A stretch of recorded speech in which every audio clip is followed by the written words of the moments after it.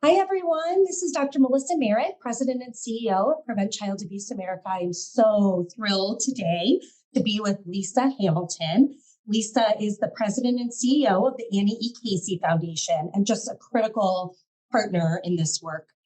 Before becoming president, Lisa served as the foundation's executive vice president and chief program officer and vice president of external affairs, leading Casey's work to provide data, analysis, research, and policy solutions to help all children realize their full potential. In this role, she oversaw the foundation's annual Kids Count data book that I know we all rely on, and was a key architect of the Race for Results series, which compares how children across racial and ethnic groups are faring at the state and national levels on key education, health, and economic milestones. Lisa has also spearheaded several new initiatives, including the Thrive by 25 effort, which I'm really excited to hear more about, because it aims to improve outcomes for adolescents ages 14 to 24 to ensure that they successfully transition to adulthood. Lisa, there's so much more I can say, and also just to say that I just find you to be such a kind and available and humble leader. And I'm just so excited to have this conversation with you today. Thanks for joining us. Thank you, Melissa. I'm thrilled to be here, Prevent Child Abuse America. And you in particular have been just amazing partners with the foundation. So I'm happy to talk to you and to your listeners. Yay, excellent. So obviously we're starting something new in Child Abuse Prevention Month, April, with this podcast series. And, our April theme this year is building a hopeful future together. And I think it will resonate with you, but I would like to know how this resonates with you and why do you think it's important that we promote Child Abuse Prevention Month in this country? Well, I think that is a fabulous theme. And as I read it, two words in particular resonated with me: hopeful and together. I think that we're hopeful because we know what it takes to prevent child abuse, and the things kids need to thrive. It's not a mystery or an unsolvable puzzle. This work is doable, and that certainly gives me lots of hope. And then the word together. I'm sure we'll talk about partnership a lot in this conversation, but I like the word together because we know that to do this work requires a collective effort, not no single organization can do it alone. And so I am thrilled that you've really highlighted the role of partnership in this work. And then your question about why I think it's important that we continue to have Child Abuse Prevention Month. I think it's because this is such an important opportunity to educate people about what it takes to realize the vision of preventing child abuse. I think lots of people know that the child welfare system is the public agency that's charged with responding to child abuse in this country, and that children whose families are deemed unable to care for them enter the foster care system. But I think there are lots of assumptions in this country among the general public about what child abuse is. Believing that the child welfare system is responding primarily to concerns about physical or sexual abuse. But as you and I both know, more often than not, child welfare agencies are called in to address issues of neglect, which, if 60% or more of child welfare investigations are related to neglect, we really need to understand what's going on there. And, we know neglect is defined differently across states, but it really typically applies to a lack of basic needs, everything from housing to childcare to clothing, all of these things that we know low income families are struggling with. And so to sort of bring it back, I'm just excited that we have this month every year because it's an opportunity to educate people on what this work is really about. And it's really quite often about making sure families have what they need to meet their basic needs and be self-sufficient so that they and their children can thrive. Oh, I love talking to partners like you, where literally I'm like, I could have answered that question in the exact same way because it's the same two words that resonate with me too: hopeful right? This idea that there's something brighter on the other side, right? That's like just a basic human condition. And then together, the fact that prevention can only happen in partnership, and that's among national partners like us, but it's among, between families and people with lived expertise, and every sector has a role to play in this work, not just the child welfare system, right? And I think that we live in a country that's very reactionary, right? How we solve problems is we wait for families to be in crisis to get the services and supports that, had they been available on the front end, it would have kept them out of ever being known to our downstream systems, as you said. So I just think we're so aligned, and I think that this same kind of spirit came out in our adaptive strategic planning process that we've been engaged in for the past 2 years, and we're now kind of implementing this theory of change for primary prevention in the US, because it really became clear to us that it was broader than PCA America's, adaptive strategy. Once we listened to thousands of parents and partners and philanthropy and politicians, right, everybody, we realize we're all trying to get to a collective North Star. And we believe that's one of that all children and families are living happy and purposeful lives with hope for the future, and we think that requires an aligned and comprehensive primary prevention ecosystem that currently doesn't exist in this country. Tell me about your perspective on primary prevention and how partnerships like ours and others play a critical role. Sure. Well, congratulations on this work that you've been doing and the journey you're on to help us in this country build a primary prevention ecosystem. It's among the most important things we can do in this country to ensure our children have a bright future. That's the mission of the Annie Casey Foundation. And so this work is fundamentally aligned with what we believe children need. So, I think to start, I'd say that this primary prevention ecosystem really challenges historical narratives that child abuse and neglect result just from the deficits of individual parents and caregivers who might be raising a child. You talked about the Kids Count data book. It's such an important resource for us and for others in the field because it's trying to call attention to sort of the context that children are growing up in. And so we're trying to call attention to systemic inequities we know that exist around economic opportunity, affordable housing, health care, education, incarceration.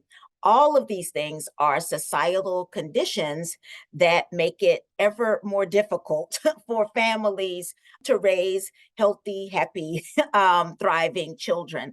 And so, because we know there's no way we can sort of get to the goals we want through just programs and these fragmented services and supports, we know we've got to shift this country to a focus on prevention. We can't just keep spending endless amounts of money trying to intervene after a crisis happens, as you said, and really struggling to get families back on track.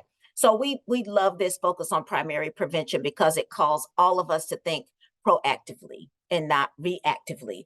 And we know that our public systems aren't set up for prevention. They are set up for intervention and reaction. A statistic I'm sure is that, the $35 billion that federal, state, and local governments spend on child welfare, only 15% of it goes toward prevention. So most of the money is spent after a child and a family experience a child abuse investigation or crisis. And this absolutely has to change if we want a better outlook. Research tells us that for every dollar that's invested in public benefits programs, states save 3 times that amount in maltreatment costs. So we've just got to move in a different direction and go upstream. It's better for children. It costs less and is really the vision I think we all have of what it means to have a brighter future for kids. You asked about partnership. I'll reiterate, in this context that partnership is critical to moving in that direction. What families need crosses all kinds of sectors and different issues from, business to nonprofits to what public agencies provide. And so we know that these solutions are going to need to look different in every community. They've got a different set of nonprofits, different set of agencies that are supporting families. And so I'm really excited about the ways that we're starting to demonstrate what a tailored set of solutions can look like in places. Yeah, I love everything you said there, especially, the focus on what makes this work hard is that it's not a one size fits all or that it's going to look the same everywhere, right? Context matters, conditions matter, historical trauma, right? Who the stakeholders, who the champions in the community varies. Yes. But that doesn't mean that we couldn't try it. It doesn't mean that we couldn't say, look at all of our evidence, look at all of our solutions, look at that $35 billion that's going toward deep end. Right. And only 15%. And what if we put 30%? What if we put 50%?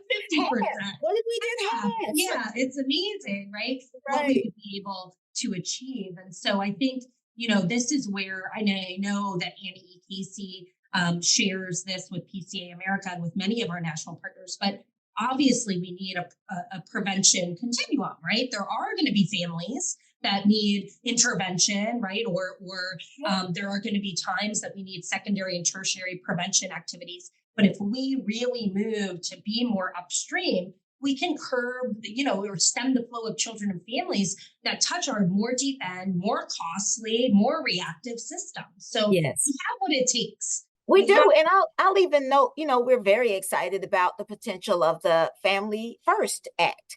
I mean, here is a new federal financing flow that can help child welfare agencies and communities. Doesn't just need to be child welfare agencies and communities find the resources to go upstream. So I'll note there is policy action that is also providing a tailwind to help us move in this direction. And we're really excited about that. Yeah. And I would say along with Family First, which I think, yes, is an important new step in the right direction. We also have, community-based child abuse prevention activities and efforts that we need more funding toward that, right? Before families are in crisis. So I'm wondering if now might be a good time to talk about Thrive by 25, because what I've been learning about it, I've been just fascinated. I see it super aligned with this idea of a theory of change and a primary prevention ecosystem, but really interested in you giving our listeners a little glimpse into what that initiative is. And do you think it aligns with this creation of a primary prevention ecosystem? Well, I'll answer the last question first and say 100% it aligns. This work is really about trying to make sure that adolescents, young people who are between the ages of 14 and 24, make a positive transition to adulthood. As I became president of the foundation, I looked across all the work that we did and actually realized that adolescence was the through line in many of our efforts, from child welfare focused on keeping older youth out of congregate care, to juvenile justice efforts that primarily focused on teens and young adults, to our workforce efforts that were trying to get young people into post-secondary or into work when they finished high school. And in the sort of child serving field, there's been lots of attention on younger children in preschool, very little attention on adolescents. And I thought, with all this new brain science coming out about adolescence, how wonderful would it be for us as an organization to really put a stake in the ground around older young people to defend childhood in its fullness and help us make better decisions as a society to ensure young people thrive. And so that's what this work is about, just making sure across all of our various investments that young people have family connections, relationships, communities, and educational and employment opportunities that will help them thrive. It is important prevention work, because if we don't do this, if we don't make sure that they graduate from high school and get to college or work, we don't make sure that they avoid criminal justice involvement, if we don't make sure they've got permanent family to guide them forward, we're going to end up in a place of intervention, of trying to help young people or adults get their lives back on track. And so we see this as absolutely important prevention work. And the other thing I'll say is that these young adults are the parents or future parents of young children. That's right. And all the things that we've been talking about are about how we make sure that children have what they need to thrive. And so I see it both as an investment in prevention for the lives of these young people, but also for the families that they will have in the future. And so I think this is just completely aligned with your theory of change and a way of really investing upstream in an intergenerational way to Absolutely. make sure that families thrive. Absolutely. I couldn't agree more. And it's exciting to hear you point to those two important prevention efforts, right? It's preventing later bad outcomes for these youth, but also it's true primary prevention of the next generation of kids that they're Right. going to raise, right? To Yeah. break these cycles of violence and trauma and inequity over time. So really in that way, it's so true to all of the brain science, all of the science that shows that we need to take multi-generational or dual generation approaches to prevention. And I have to say that it's in large part because of our partnership with Annie EKC that we at PCA America had taken a look at our networks like work with adolescents, right? Because Uh, it is what you say so true that so much of our field on primary prevention, we may think of birth to 3 or birth to 5, but the truth is it's critical that we support positive childhood experiences throughout development. And the right, data are clear that that makes changes, right, on the positive for all of our health, well-being, and economic prosperity goals. right. Um, so I really have to say that it was really in partnership with you all and Sandra's portfolio, Sandra Gasca Gonzalez, and her team and such to help us start thinking in a critical way about how we can say, yes, we want to help young kids and families, but we don't stop wanting to focus on the adolescents, right? They're our Yes. future. They So are, and they are often in child welfare systems and many teens enter the child welfare system as teens for very different reasons, often for parent-child conflict. And we view, work we're doing to help reduce those conflicts as an investment in prevention as well. If teens and parents can have more productive relationships, we can again make sure fewer young people are entering the child welfare system. So thank you for appreciating and investing in the promise of adolescence is something I'm passionate about and hope that more people join us in paying attention to older youth. yeah, absolutely, absolutely. Critical part of the work. Okay, so let's talk about something that we are both also passionate about, and that's this Thriving Families, Safer Children initiative. It's such it again highlights the critical importance of collaboration and partnership and across, multiple national partners, the CDC, the Children's Bureaus, lived expert leaders, Casey Family Programs, and NEE, together with PCA America, and 22 sites across the country coming together to really figure out how can we help families thrive while keeping our kids safe. I think this early in Thriving Families, as we started visioning this, it was like this idea that, oh my gosh, we got to keep kids safe. And I think it's like, yeah, but kids are safer with their families and from their families when their families have what That's they need and are supported in their own communities with love and trust and without stigma. And again, before they're in crisis, that's really how I operationalize primary prevention. But so what do you, Lisa, envision for Thriving Families work going forward? And where do you see the alignment again with Thriving Families with this primary prevention ecosystem that we're all trying to create? I could not be more thrilled about this effort. It is rare that we get to work with 22 jurisdictions at one time. Many people may not know the Casey Foundation consults with various agencies to help them improve their practices. We do that, in 1 or 3 agencies Yeah. at a time to be able to engage with 22 at one time and with this extraordinary set of partners is really special. And I hope people appreciate what a fantastic opportunity this is to really change the game for how kids and families are supported. I think I'll say at the end of the day, what I am hopeful this work will create is a primary prevention system that means everyone in America, no matter your race, your background, your zip code, has the support they need to live a fulfilling life, be self-sufficient, and have a sense of belonging so that everybody can thrive. To do that, I think it means we got to focus more on opening doors of opportunity than on preventing problems. And, I love this quote by Frederick Douglass: it's easier to build strong children than to fix broken men. And I think that's really what this work is about. Sort of from a technical perspective, I think what this work is doing is creating new conversations about how decisions are made, how services are delivered, and how resources are allocated. And when we do that, I think those are the levers we have to help not just public agencies, but sort of community agencies as well, all kinds of stakeholders make better decisions.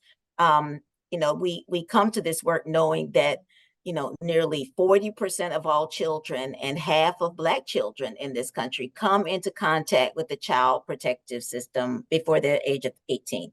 I think those data are shocking to most people in the general public. They imagine this is like a small, isolated set of children that this work applies to. We are talking about millions and millions of children in this country. And so to change the way our systems support families that might be struggling is no small issue. It is really fundamental to the success of this country. And so I'm hopeful that it'll help us address racial and cultural disparities in the way families are brought into contact with the system and transition through the system. I hope it will lead us to partner with communities and those with lived experience to develop better solutions and to overall just sort of prioritize prevention, health, and well-being versus problems.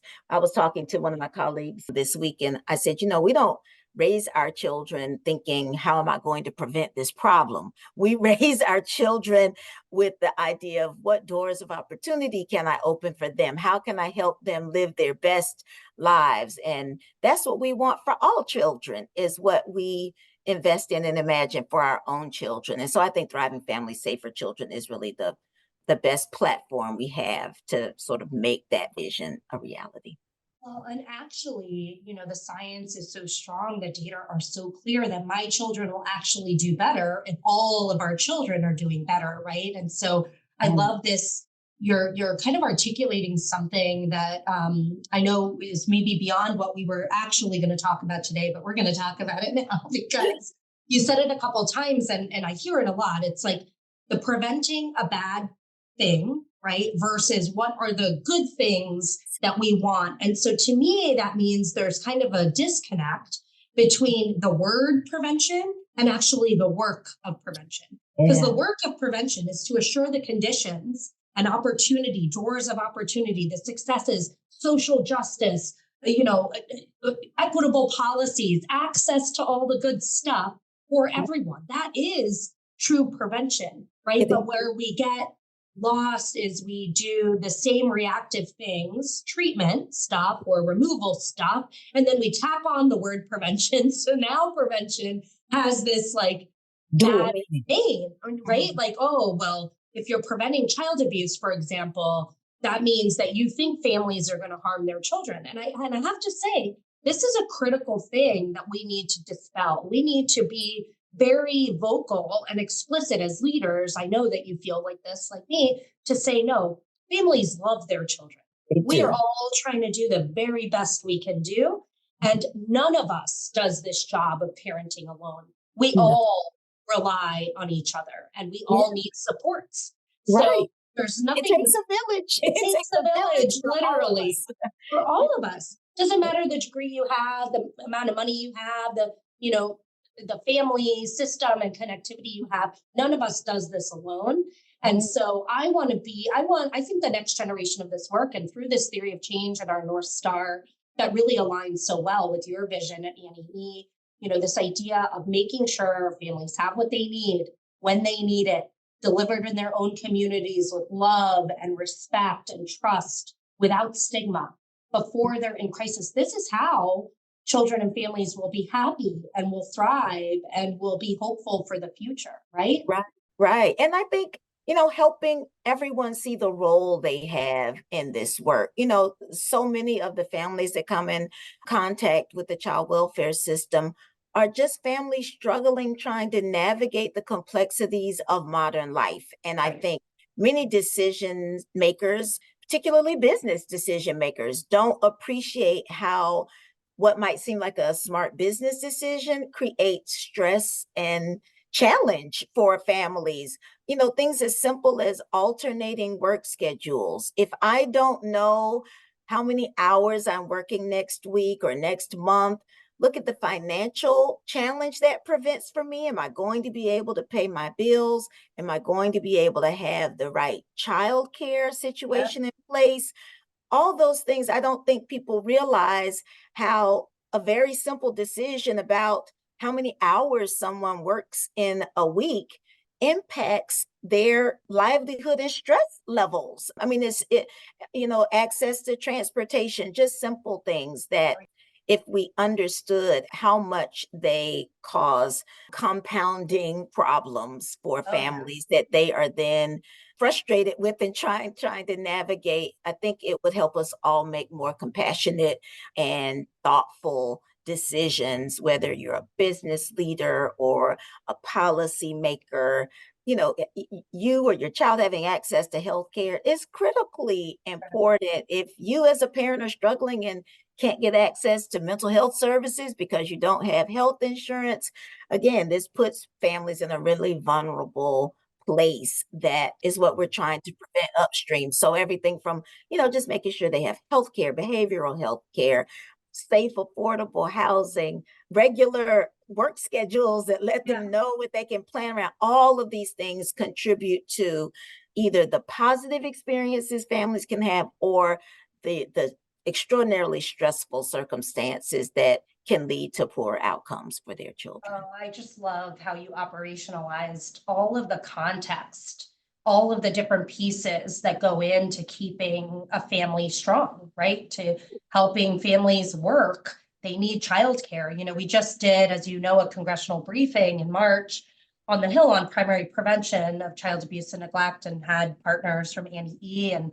lots of partners in the audience as well. And someone talked about shift work and talked about when you're on the late night shift and there's no childcare center open at that Right. time for your children to, have a safe place, then you can't have that job, but you need that job, right? And Yes. how, 24-hour childcare and high quality, affordable childcare is also going to make businesses more money, right? So it's Yes. not only that it keeps to the health and well-being of the family, but it contributes to a more prosperous economy, right? And Right. so how there's when you really take a true public health approach to this, we're all connected, We right? are, And and you can show up. I mean, parents can yes, show up in as full and productive employees. If you're right. worried about Yep, childcare and who's yep, going to get your child or are they in a safe place, you yep. can't show up as You your can't bring your best. best self to the work. You No. cannot. So, things like paid leave, making sure that people Yeah, can take the time they need to take yep, care of their children. You're a parent, I'm a parent. I have had a sick child. I know yep. how stressful that is. I have, been worried about making it to daycare to pick my On child up time. Yeah, on I have to call time my friend, stand. across town, Yep. and I have a car, and it was stressful. If you are reliant on public transportation, that might not be running on time. Just all of these things are compounding stress for families that we can just do a much better job of. Yeah. I love the word ecosystem. Like we can create a healthy Yep. ecosystem for folks to grow up in. That's right. Oh, I love that. And I think it's just so true to the science too. We know what works. We just need to bring more of those solutions, right, to bear for families. So I guess maybe one of the last questions is we know that true transformation for families requires that we elevate the leadership of parents and caregivers and really center families as decision makers, which really supports our Cat Month campaign, building hopeful futures together. And we've really seen a lot of progress and bright spots where this is happening and really led by, in large part, by Annie E., especially among youth. But it's not really embedded into our field as a standard of practice, right? I mean, this idea of co-design and co-creating solutions and lived expertise, it's pretty new still. We all understand that it's critical, but figuring out the best models for doing that in an authentic way, early and often, not after you have your plan and then you just like invite some parents or young people, that's not cool, that's not going to work, right? So how do we continue to ensure that youth and families are in positions to co-design and provide leadership in developing and creating real solutions? And how do we get to those that are not touched by the child welfare system, right? I think that is also something that I'm seeing a lot, is we have a lot of people with lived expertise in these deep end systems, which is critical. But what about families that have stayed out, maybe because they've had paid childcare and, you know, all the supports that we want them to do? How do we meaningfully engage with people across those different types of expertise to design our primary prevention ecosystem? Sure. I think this is one of the most important elements of thriving family, safer children, and one that I think is sort of the secret sauce that's going to get us to the right answers. We believe firmly that authentic engagement is crucial, whether you're working on housing or child welfare or health. Youth and families can tell you what the barriers are they're facing and can give you really good ideas about how to address them. And so we think co-design doesn't just help us do better work, it also keeps us from perpetuating negative experiences or harm, other unintended consequences for people who haven't actually experienced this work. So we are thrilled at the ways that these partnerships are helping us embed more lived experience and perspective into the work. I think it's really going to be great. I think the fact that we've got families with lived experience in child welfare is extraordinary, but I'm always struck by the fact that, if 40% of families come in contact with child welfare system every day, there are millions of families who are just sort of one phone call away from being connected to these systems. And we know from other work we do around education and workforce or health that there are families who stand ready to engage, to help you understand what they need, mostly around just their basic needs, helping them manage their basic needs. I'll give you an example of an effort that we've been engaged in for about the last 8 years that's doing just this, sort of engaging families and communities in conversations about what they need. It's called Evidence to Success, and it's really built around education in school. What are the barriers to children thriving academically? So we created something called the Youth Experience Survey. So we partner with the school system. So the young people are the first ones who can tell us what they need and what they're struggling with. And many are saying they are struggling with depression and anxiety, or they say they are dealing with food insecurity. I'm hungry, I can't pay attention in school. It often reveals challenges that kids are dealing with that the school leaders or even their parents might not always be aware of. With that data, we bring it to parents, to school administrators, and say, okay, so this is what kids say they are dealing with. What are we going to do about it? And it's in that partnership between the parents, community, and school leaders that they figure out, okay, what are the evidence-based practices or programs that we need to bring to the school that will help these young people overcome these challenges. And through this process, we've seen many institute school-based mental health programs that didn't exist before. Levels of depression have dropped by 70 or 80% in these schools. And so now young people can show up at school and they're able to succeed academically. I say all that to say, I think what's really helpful in this work is, what's the data tell us? Engage families and young people in that conversation. What are the strategies and solutions from your life that you've seen work? And then partnering with policymakers and community-based organizations so they can bring those things to life. Every time we try to do something without the involvement of young people and families, we get it wrong. I have to admit that we get it wrong. And every time we bring them in, we get smarter, we learn a different way of looking at things or a different way of addressing the problems. And so we see in these 22 communities where we're working, where we're able to help them set up infrastructure strategies to connect with families, both with lived experience in child welfare and those not. The work is just going to be better. It's going to be richer. So I think this is a real important part of what we're doing here. Such a critical part. And I have to say, there's also just the part of, being a young person today is different than Yes. when we were young, right? And we're not that old. I'm not that old. You're not that old. I'm not claiming being that old either. Yeah, no, we're young too. But mental health was still seen as such a stigma, right? And now young people, they want to talk to, someone. They want to have access to mental health support. Not only do they need it, obviously the times right now and the data reveal that our young people are struggling, but it's like they give me hope for what's possible, right? This idea that that's seen as a real asset, a real strength. I was doing some college visits with my daughter. She's only 15, but she's very precocious. She has lived before. And we, every time we travel, we go somewhere. But some of the places that we've been going, when the students, the current college students are giving the tour and they're excited, they're like, and guess what? We can see a therapist once a week. Yes. And then everyone's like, oh, wow, that's so cool. Even just this reframe, I think if we were not connected to young people, we would think in my time, it was still so stigmatized, right? It was, no one talked about being in therapy. Now that it's seen as such a strength and such it's an investment in your well-being. Investment in your well-being. It's prevention. It is prevention. That is for sure. And so I just think young people give me a lot of hope too about what's possible, right? About the idea that you don't always do what you've always done, right? Like Maya Angelou always tells us, when you know better, you do better. We can only do better in partnership, and broadening what we mean by partnership. We mean young people and families and communities.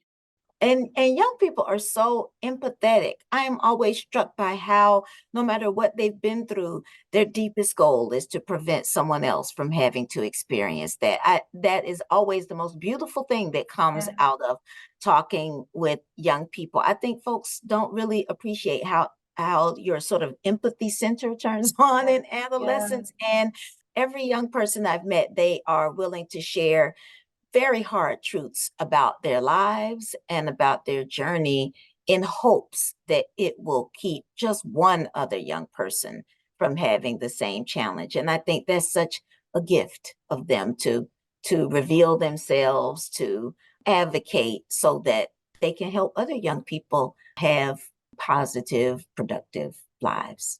Oh, I love that. It's a beautiful way of bringing us to a close. At Prevent Child Abuse America, we always talk about how childhood lasts a lifetime and how we want the best stuff happening early and often, right, to transform lives. So I just really appreciate this opportunity to talk with you, Lisa. The last question I have is just because of our mutual love for Atlanta. I know that you grew up there. I lived there for several years. And I'm just wondering, what are some of your favorite things to do in Atlanta? In particular, what are your favorite places to eat? Because I'm all about food. And Atlanta has some really good food. Yeah, so it's changed a lot. I haven't lived in Atlanta for 12 years now. And so every time I go home, I'm always thrilled to try a new place. Well, I have always loved Midtown in Atlanta. It's my where favorite Piedmont Park is. It's the arts and culture heart of the city. So I just love Midtown, whether it's the Botanical Gardens or the High Museum. I always find myself in Midtown when I am home. And there is a relatively new restaurant there called Poor Calvin's, which is sort of a mix of Asian and Southern. You think it doesn't go together, but it does. They've got creative cocktails. So that's maybe the most recent place I've tried that I really love. Oh, I love that. I love Midtown too. I was just in Atlanta recently and stayed in Midtown, and some of my favorite restaurants are in Midtown. My favorite these days is Cooks and Soldiers. It's like Spanish tapas, and they just it's like in the West Side, which is the new West Side. Yeah, exactly, the new West Side. So well, I'm going back in May, so so you got to try it. I will. And thank you so much, Melissa. You are such a light in this work. Your passion and your intelligence and your commitment to this work is just an inspiration to all of us. You are a wonderful partner to so many in the field, and especially to the Annie E. Casey Foundation. I was joking that Melissa's presented it to our board probably more times than most people, but it's because you are such a resource and such an expert in the field. We want to expose them to the best. So thank you for the time you have spent with us, both in board meetings and numerous other conversations across the country. We are thrilled to be in partnership with you and Prevent Child Abuse America and all of the partners in Thriving Families Safer Children. I really do think this is an extraordinarily important opportunity moment for the field, and I'm hopeful that we can look back and say this partnership really did create a different structure, set of systems and opportunities for families. Thank you for everything. Lisa, likewise. I mean, all of that, same.